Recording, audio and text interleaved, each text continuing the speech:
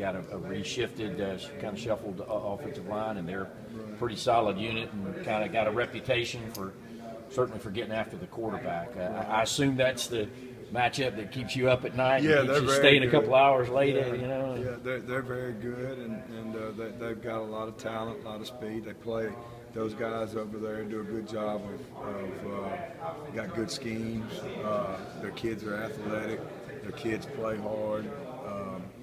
And when it's a good scheme and they're good athletes and they're playing hard, that means they're going to be good on defense. So they're good. They're really good players, and they're good at the defensive end spot. But the defensive end, it's not just those guys. They're good inside. I mean, they're talented players inside that are athletic and can move and good and really good players. And then the linebackers, they do a great job with their backers and are guys that'll strike you and play fast. So, I mean, their front seven is really good. I assume you had to pull that video back out a good bit from last year's game. Yeah. Looking back at it, how did y'all do?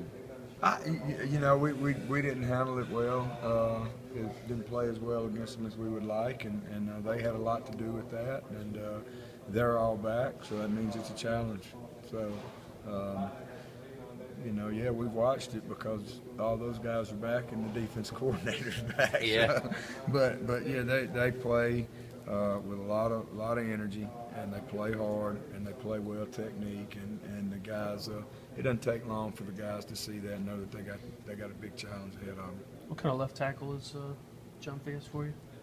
Yeah, he's done some good things. I think he's had a good camp, and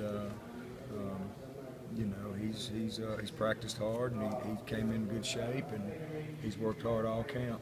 Can you give him a softie to start off with? That number 3 is kind of a monster in there. He's a good player, man. He's a really good player, and very, very good athlete, and makes a lot of plays. Good player.